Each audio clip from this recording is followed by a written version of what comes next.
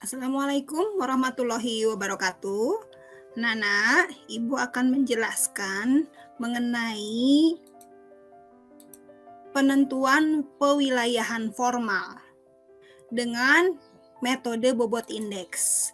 Nah, si wilayah ini nanti akan kita kelompokkan. Cara mengelompokkannya menggunakan metode. Di antaranya yang kita akan bahas adalah nilai bobot indeks. Untuk apa sih kita harus menentukan si batas wilayah ini? Kan kita mau mengelompokkan. Nah, tapi ada caranya, tidak sembarangan kita mengelompokkan wilayah tersebut. Ada beberapa variabel atau kriteria dalam mengelompokkan ini. Kalau misalnya kita akan mengelompokkannya berdasarkan secara sosial ekonomi, maka tentu yang akan berkaitan adalah pendapatan per kapita dan tingkat pertumbuhan penduduk. Contohnya, penentuan nilai bobot di 7 wilayah yang ada di kota X memiliki beberapa 7 wilayah. Bagaimana caranya? Nah, ini ada 7 wilayah A, B, C, D, E, F, G. Kita lihat pendapatan per kapitanya beragam. Ada yang di atas 1 juta, ada yang di bawah 1 juta. Demikian pula pertumbuhan penduduknya. Ini juga akan kita lihat ternyata beragam dari tiap wilayah tersebut. Nah, kita lihat bahwa setiap wilayah dihitung dengan ketentuan jika dia wilayah tersebut pendapatan per kapitanya kurang dari 1 juta, kita kasih dia bobotnya 1. Kalau lebih dari 1 juta, kita kasih bobotnya 2. Kemudian sama pertumbuhan penduduk juga, 1, 2, 3, 4. Yang 1, jika bobotnya, tingkat pertumbuhan penduduknya lebih dari 1,46. Maaf, lebih dari 1,4%. Dan kalau misalnya dia ini 1,2 sampai 1,4, maka bobotnya 2. Di atasnya lagi, kalau 1,0 sampai 1,1, maka bobotnya 3. Kurang dari 1%, bobotnya 4. Begitu, ya. Nah, ini tabel pendapatan per kapitanya. Baik, mari kita sekarang hitung. Tadi dikatakan wilayah A pendapatan per kapitanya 2.150.000.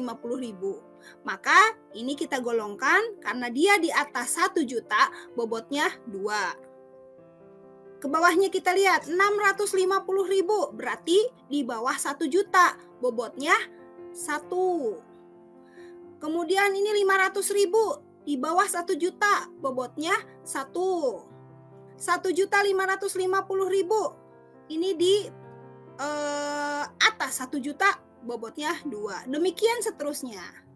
Bisa dipahami? Baik, kalau itu mudah ya. Nah, sekarang pertumbuhan penduduknya kita lihat 1,3. Berarti ada di mana nih 1,3 ini? 1,3 ada di C, yaitu 1,2 sampai 1,3%, bobotnya 2. Lagi, ada 1,2%. Berarti masuknya bobotnya berapa nih? 1,2%, bobotnya 2. Baik, kita langsung aplikasikan ke tabel nilai indeks berikut. Kota X ini di wilayah A, ternyata pendapatan per kapitanya 2.150.000, berarti masuk ke 2, ya kan? Karena lebih dari 1 juta. Bobot 2. Ditambah, kita lihat pertumbuhan penduduknya 1,3.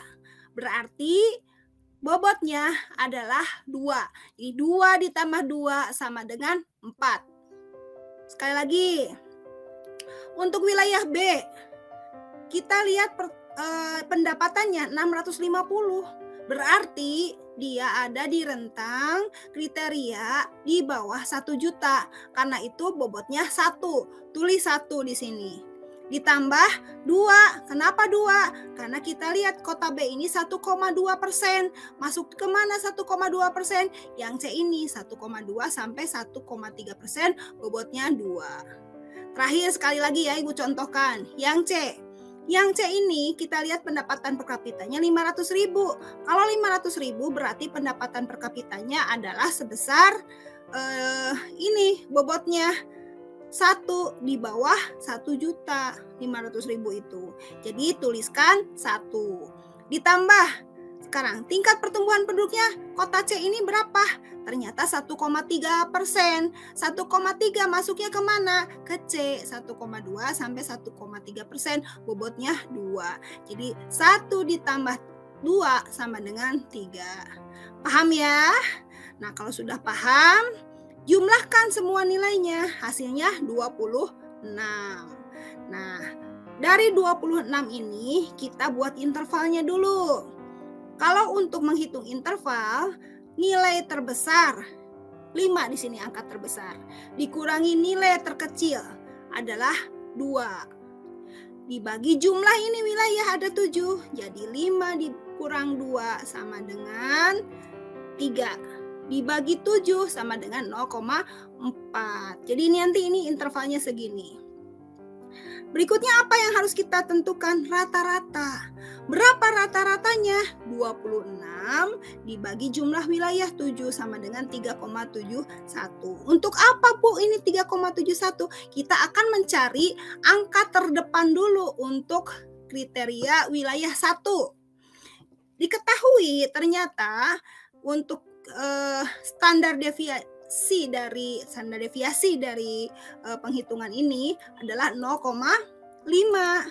Kalau 0,5 berarti kita kelompokkan yang tadi nilainya 3,7 itu kita kurangi 0,5.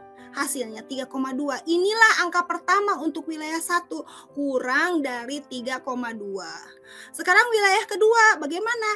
3,2 disimpan di sini sampai dengan atau enggak 3,3 boleh. Ini mau 3,3 boleh, mau 3,2 boleh.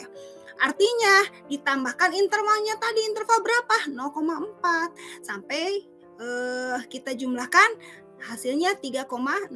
Jadi wilayah kedua ini 3,3 atau 3,2. Supaya tidak bingung boleh 3,3 sampai dengan 3,6. Jadi untuk wilayah yang kedua ini 3,6 itu adalah menjadi batas dari wilayah pengelompokan kedua. Jadi boleh nanti 3,3 supaya nggak bingung kan dengan pengelompokan pertama. 3,3 sampai 3,6 itu wilayah kedua. Nah, selanjutnya adalah pengelompokan wilayah ketiga. Dari mana? Itu lebih daripada 3,6 ke atas itu termasuk ke dalam wilayah ketiga. Nah, ini adalah yang tadi kita sebutkan. Untuk wilayah 1 kurang dari 3,2 itu ada di B, C, dan E. Ya, wilayah kedua itu A dan F. Wilayah ketiga lebih dari 4 itu hanya ada 2 ya, yang 5 itu yaitu D dan G. Setelah itu baru kalian tentukan. Misalnya wilayah 1 ini mau diwarnai apa? Biru misalnya kalau Ibu. Untuk wilayah 2 A sama F kuning. Wilayah 3 lebih dari 4,2 warnanya ungu, bebas untuk warnanya. Nah, warnailah sesuai dengan wilayah ini, begitu. Ya, Nana mudah-mudahan ini bisa kalian pahami dan jika ada pertanyaan, kalian boleh bertanya kepada Ibu. Terima kasih. Assalamualaikum warahmatullahi wabarakatuh.